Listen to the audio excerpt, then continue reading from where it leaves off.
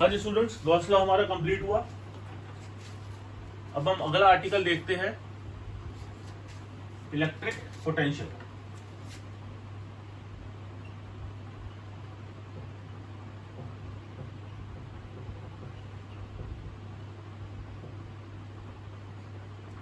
NCERT के हिसाब से आपका अगला चैप्टर है electric potential and capacitance. Potential क्या होता है? ये एनर्जी है, it is work done in bringing a unit positive charge from infinity to a point in the electric field of a source charge without acceleration। अभी क्योंकि ये work done है तो ये एक स्केलर क्वांटिटी है। तो इस चैप्टर में पहले पढ़ते हैं इलेक्ट्रिक पोटेंशियल एनर्जी, बाद में पढ़ेंगे पोटेंशियल।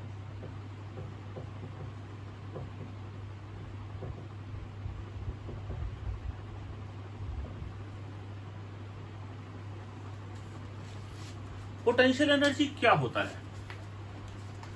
किसी भी बॉडी को किसी एक हाइट से अगर मैं छोड़ूं, रिलीज करूं, तो ये नीचे की तरफ भागती है। नहीं भागेगी तो पोटेंशियल एनर्जी नहीं है। अगर रिलीज करने पे वो नीचे भागती है तो उसके पास पोटेंशियल एनर्जी है।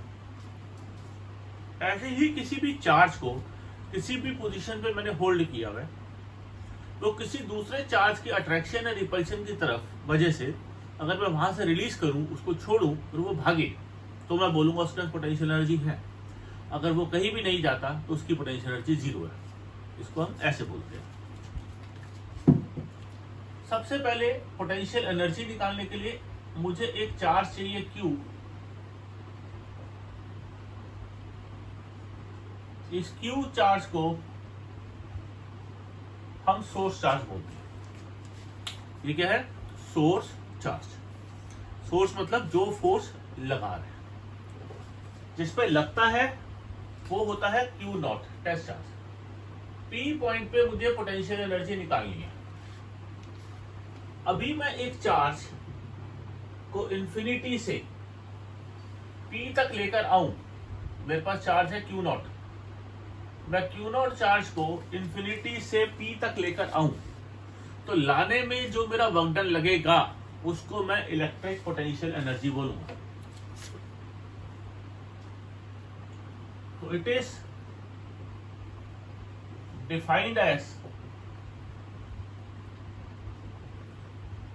Work done in bringing charge Q naught from infinity to a point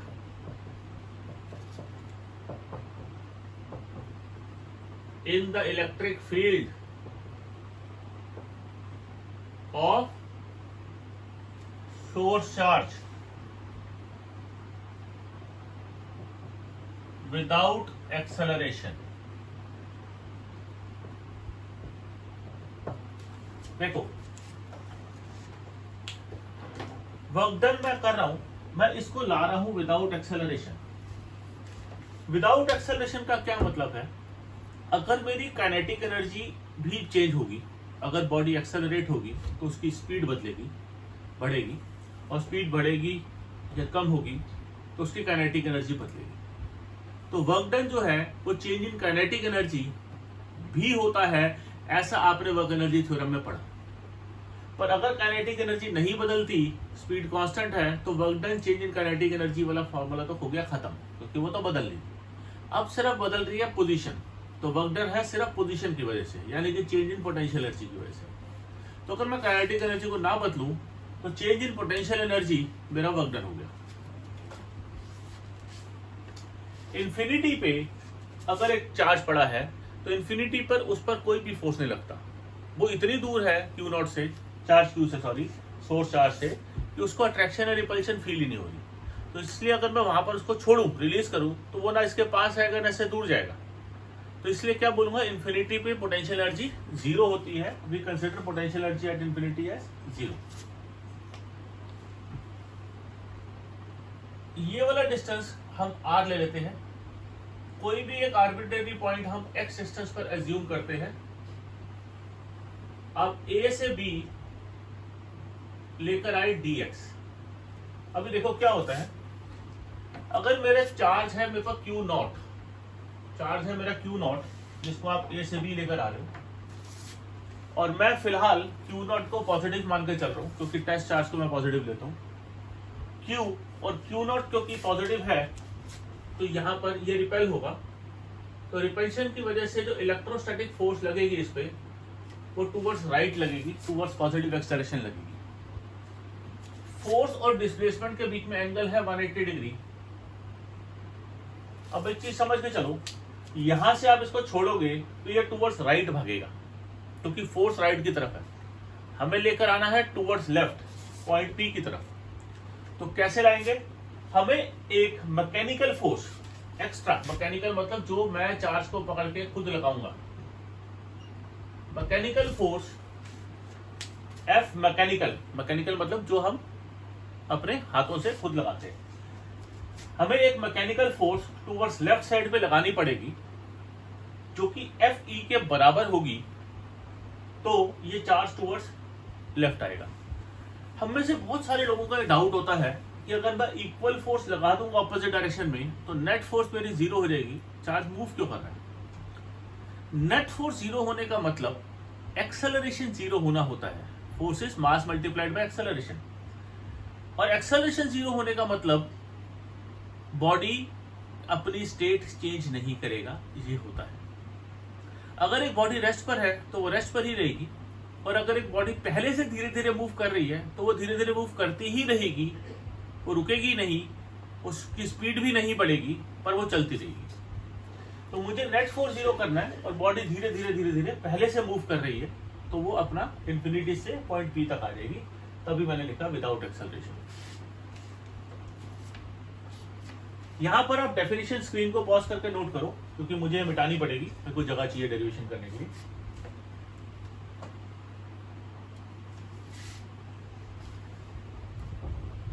पहले ए टू बी निकाल तक चार्ज को लाने में हम स्मॉल वर्क डन निकालेंगे, फिर उस स्मॉल वर्क डन को इंफिनिटी से लेकर पी तक हम इंटीग्रेट कर देंगे। तो सबसे पहले small work done, work done कौन कर रहा है, electric field F E work done कर रहा है। एफ मैकेनिकल बनाने की जरूरत नहीं है क्योंकि इसका वर्क डन हम नहीं निकाल रहे, अंडरस्टूड है कि एफ मैकेनिकल तो लगेगा ही लगेगा। तो work done, small work done by electric field in moving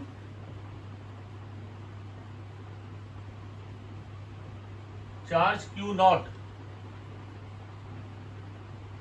from A to B is dW, that is equal to F dot dx।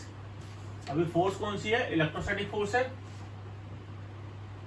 F, यानी कि Q into E dot dx Q naught. Q क्या है, 1/4 पे epsilon not Q by r square, ये मेरे पास E है। Electric field इस फोर्स की डायरेक्शन में है क्योंकि सोर्स चार्ज पॉजिटिव है, ये टेस्ट चार्ज भी पॉजिटिव है, तो इस पॉइंट पर सोर्स चार्ज की इलेक्ट्रिक फील्ड अवे होती है, this is the direction of electric field. dx angle कितना है दोनों के बीच में, 180, क्योंकि इलेक्ट्रिक फील्ड टुवर्ड्स राइट है, डिस्प्लेसमेंट टुवर्ड्स लेफ्ट है। जो फोर्स की डायरेक्शन होती है वही इलेक्ट्रिक फील्ड की डायरेक्शन होती है। तो dw आ जाएगा 1/4 पाई एप्सिलॉन नॉट, ये x स्क्वायर होगा क्योंकि इस पॉइंट का डिस्टेंस x है, q into Q not 4 pi epsilon not dx upon x square, minus n भी आएगा क्योंकि cos 180 है। तो अब अगर मुझे टोटल वर्क डन निकालना है, total work done in moving Q naught from infinity to P is minus Q into Q not 4 pi epsilon naught integration of dx upon x square from infinity to p। p point कहां पर है? यहां पर, which is at a distance r। q into Q not 4 pi epsilon not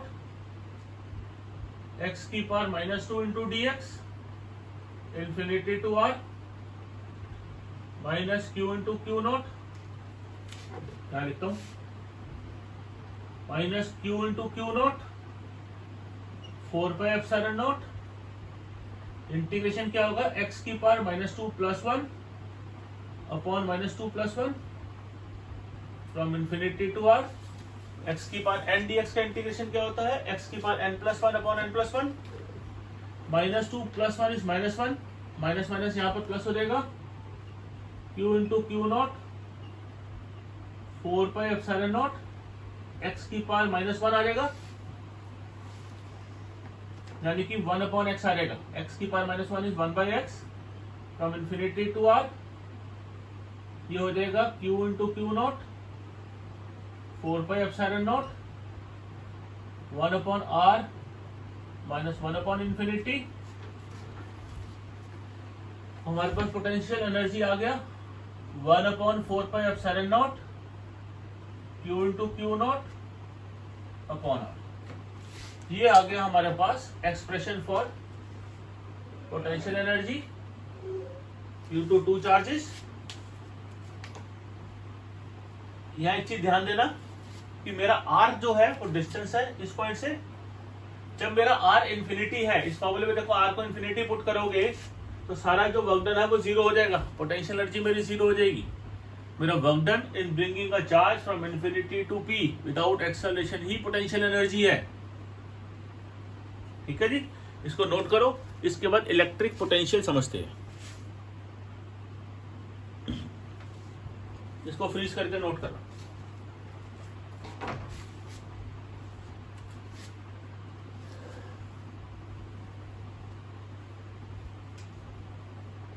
electric potential. अब potential क्या होता है? Potential energy और पोटेंशियल में इतना ही फर्क है कि जब आप पोटेंशियल निकालते हो तो जो आने वाला चार्ज है वो यूनिट चार्ज होता है, वो टेस्ट चार्ज होता है। तो पोटेंशियल को आप डिफाइन करोगे, डेफिनेशन ऊपर ही लिख देता हूँ क्योंकि डेरिवेशन बिल्कुल सिमिलर है, मैं इसी के अंदर चेंज कर दूंगा। तो जिसको डिफाइन करोगे इलेक्ट्रिक पोटेंशियल को,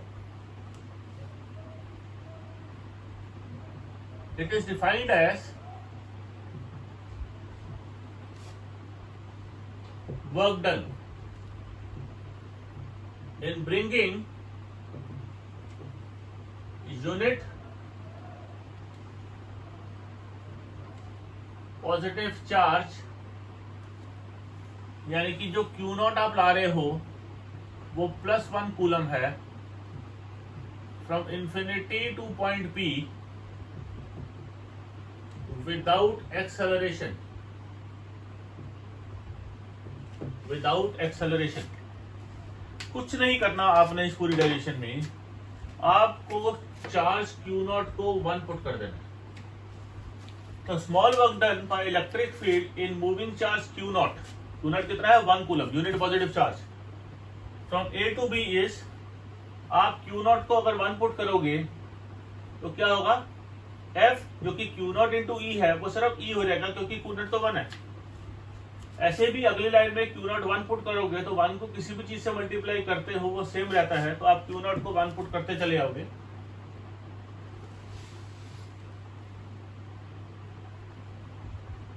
Q नॉट 1 होता चला जाएगा एंड तक। तो आपका जो एक्सप्रेशन बचेगा 1/4 पाई एप्सिलॉन नॉट Q/r²। तो पोटेंशियल जो है वो आ जाएगा Q/r², due to a point charge, और potential energy KQ into Q not upon r। इसको दोबारा से नोट करो, फ्रीज करो स्क्रीन और दोबारा नोट करो।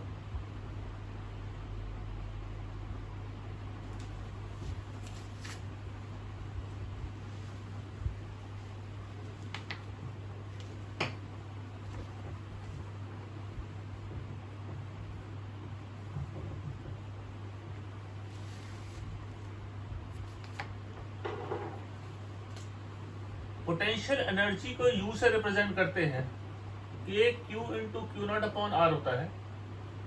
पोटेंशियल को V से रिप्रेजेंट करते हैं, ये के क्यू बाय आर होता है। तो पोटेंशियल एनर्जी को क्यू नॉट इंटू वी लिख सकता हूं मैं, U is equal to q naught into V due to point charge.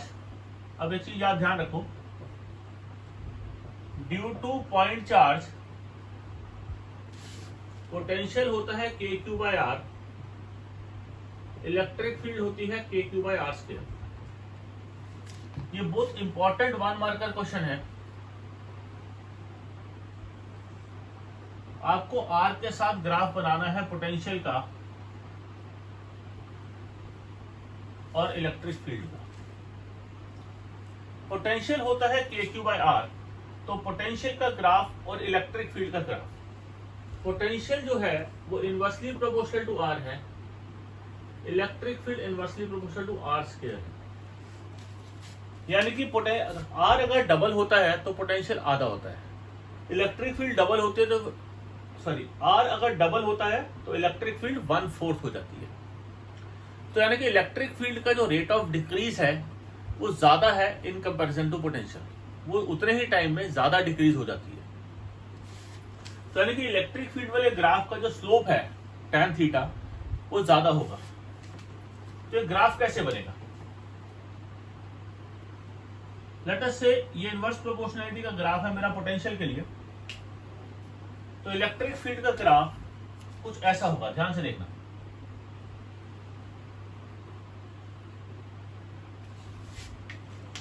ये इसका स्लोप, इलेक्ट्रिक फील्ड वाला ग्राफ का स्लोप, ब्लू वाली लाइन का स्लोप ज्यादा है, इसका tan थीटा ज्यादा है। ये इंटरसेक्ट कब कर रहे हैं? जब मेरी r की वैल्यू 1 हो जाएगी। देखो r अगर 1 हो गए तो दोनों का मैग्नीट्यूड कितना हो जाएगा? दोनों का मैग्नीट्यूड के क्यू हो जाएगा। तो ये के क्यू वाले पॉइंट वाले मैग्नीट्यूड वाले पॉइंट पे आपस में इंटरसेक्ट करें।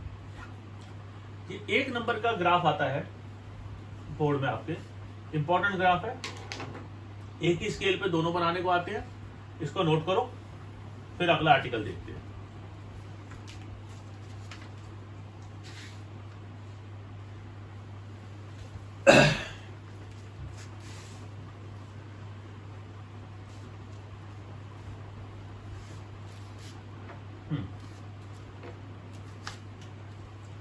अब देखो इलेक्ट्रिक पोटेंशियल डिफरेंस। अभी पोटेंशियल डिफरेंस को कैसे डिफाइन करोगे? हम 2 पॉइंट लेते हैं ए एंड बी। आप एक पोटेंशियल क्या है जिसमें टेस्ट चार्ज को यूनिटी ले लेते हैं। आप work done in bringing q naught equal to 1 फ्रॉम ए टू बी। तो ये क्या हो गया? ये हो गया work done in moving unit positive charge, यानी कि क्यू नॉट इक्वल टू 1 फ्रॉम ए टू बी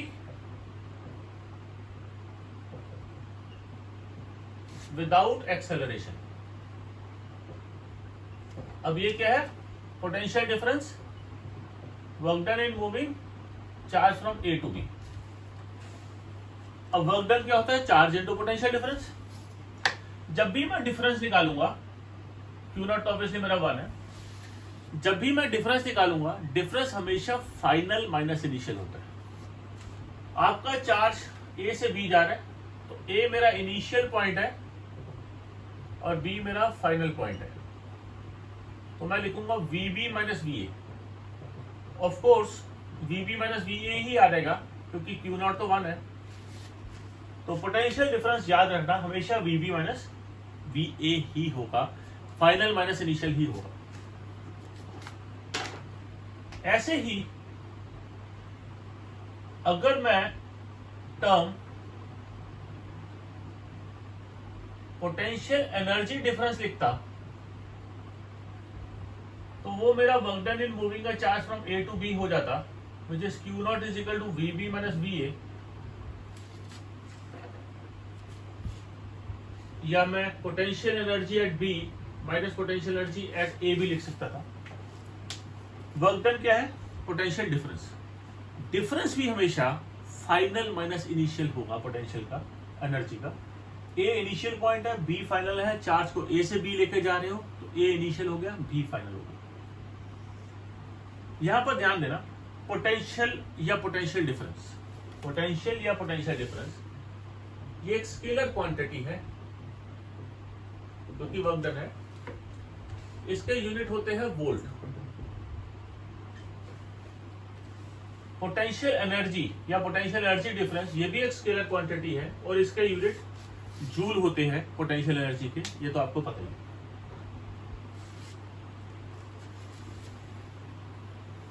इसको नोट करो फ्रीज करके, फिर अगला आर्टिकल देखते हैं।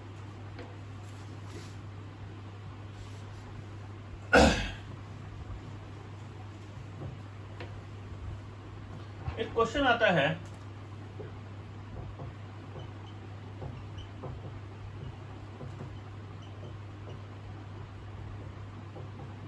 prove that electrostatic force is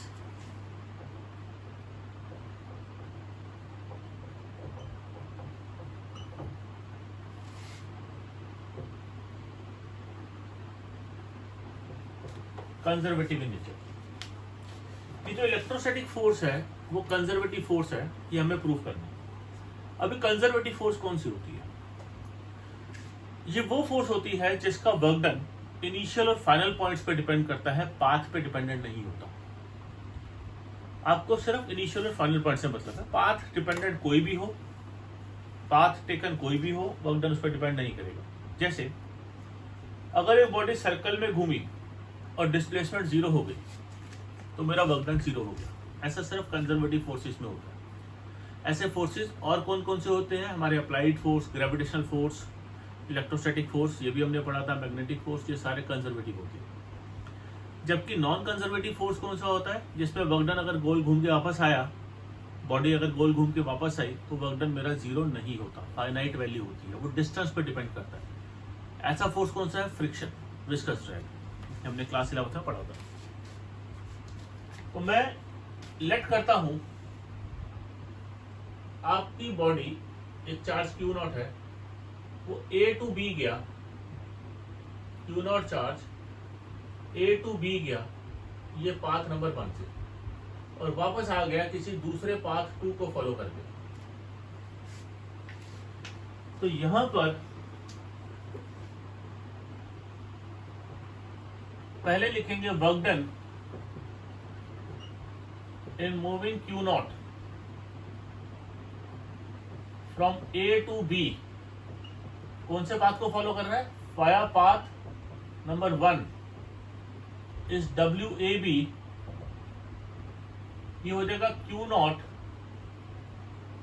या potential at B, final point क्या है? B minus potential at A, Q not into VB, Q not into VA, Q not VB minus PA। ये हमारा वर्क डन हो गया। अभी क्या कर रहा हूं? B तक तो मैं ले गया, मैंने वर्क डन निकाल लिया, अब मैं B से A वापस लेकर आ रहा हूं सेकंड पार्ट के थ्रू। अब क्या करेंगे? Work done in moving Q naught from B to A, वापस ला रहे हैं via path number 2 is WBA।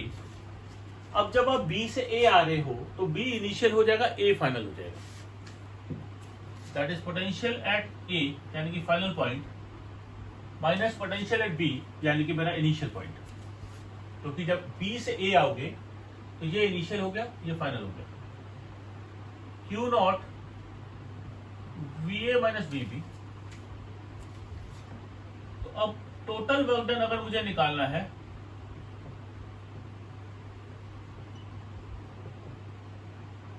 in moving Q naught in closed loop is A to B then back to A, ये close loop हो गया, तो वो A to B plus B to A का एल्जेब्रिक सम हो जाएगा, क्योंकि work done एक स्केलर क्वांटिटी है।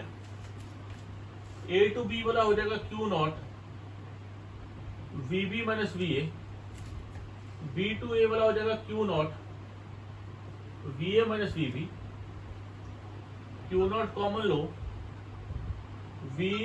VB minus VA plus VA minus VB, ये आ जाएगा 0।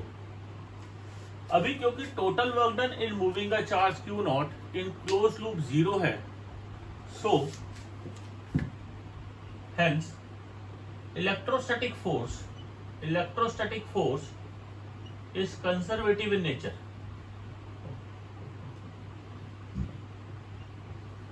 ठीक है जी, आराम से नोट करो।